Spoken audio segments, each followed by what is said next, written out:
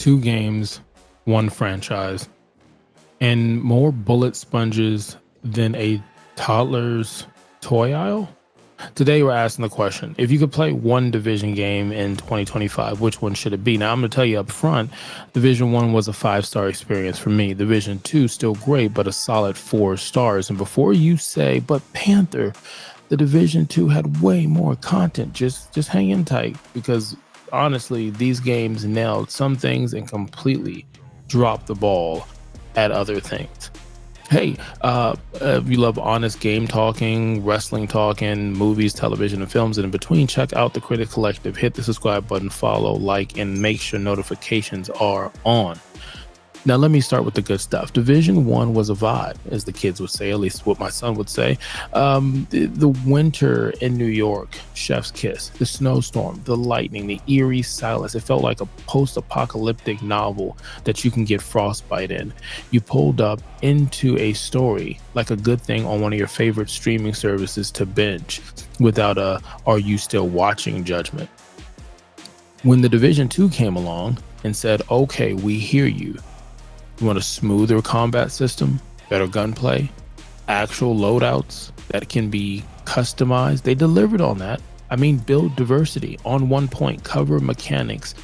Maybe not as tight as the first game, but let's be real. Washington D.C. looked good in the sunlight, even if the loot drops didn't. I spent so many hours farming gear in the Division 2 that my kids thought I was applying for a part-time job at Ubisoft.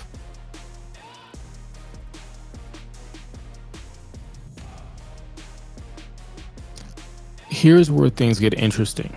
Both games stumbled at the launch. Division 1 had the whole bullet sponge thing with at times no real endgame. Division 2, though it launched slightly better, it felt like Ubisoft wasn't fully committed at times. It felt like they downsized the team before realizing, wait, this live service thing could potentially print money? So they reamped it up back up and things are currently running. I mean, both games eventually found their groove. Division 1 with great expansions like Survival, The Underground, and so many other things happening in the community. The Division 2 with the big DLC, Warlords of New York, which really refreshed the game, but that took a while to come out. And then we really didn't have anything other than what's coming out in the summer. So that took time. Ubisoft almost pulled the plug on Division 2, but like a bad relationship, they came back with flowers and said, we can make this work, baby. Division 1 had some serious unique expansions, Survival being the standout. It wasn't just a downloadable launch content type of thing. It was an experience. You can drop into a snowstorm with limited resources to see how long you can last with others around you. That was some next level tension. Matter of fact, it paved the way to certain modes in gaming right now. Division 2 Warlords of New York was their big one, bringing us back to New York with a huge map, or somewhat huge map, in the idea of kind of what Ubisoft does, but the in-game overhaul. And then later, they added more story missions in the new DLC, but nothing that quite shook things up like Survival did. Survival was so cold, it made Elsa look like she needed a jacket. Now, if you're into builds and mid-maxing, Division 2 is your jam. Loadouts, exotics, even the gear sets. I felt like it was way more options than Division 1. The first game was not simple, don't get me wrong, it was complex. It's an RPG looter shooter, which some people love because it felt cleaner and less overwhelming, but personally I like the depth of the Division 2. But I have to admit, I love the gear in Division 1. It's a lot to take in here, I get it if you're new to the series. Now, Dark Zone talk. Because you can't mention the Division without mentioning trust issues. Division 1, Dark Zone was legendary. You never knew what guy was waiting for you, what guy was going to help to extract or shoot you in the back. It created tension like no other.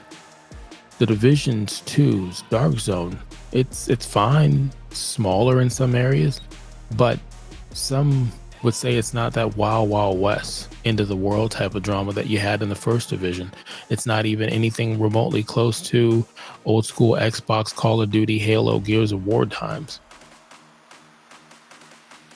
Okay, Here's the fun part. What if the Division 3 takes the best of both worlds? The atmosphere, the tone of the Division 1, and the build depth and the quality of life that both games have brought towards the end, and then sprinkle that on with the survival and some other content that we've probably never seen before, would love to cross over to the next gen. Could that be game changing? Could that be enough to bring people back to the series? Honestly, I'd love to see Ubisoft test this by bringing survival back in Division 2 as an experimental mode, giving us a taste of next gen survival before Division 3 drops. A lot of games do that. They try something just to see how it feels, before they go ahead and spend some real money or time on it. Now, the Division 3 is confirmed to be in development, and that's the early stages. The mobile game seems to be rumored to be back on track. Heartland, quiet for now. And as for the movie and television stuff, yeah, that's still canceled, but hey, never say never. Never say never. Now, one big question that one could say, if you could only play one today, which would it be? For me, I would cheat and say both. Division 1 gets to the edge of the atmosphere and gets you going. Division 2 wins on some gameplay, movement, and build diversity.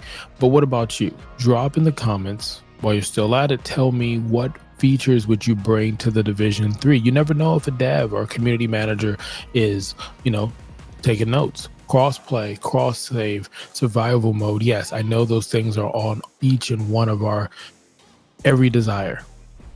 If you had fun with this conversation, hit the like button, subscribe, and join the Creators Collective for more.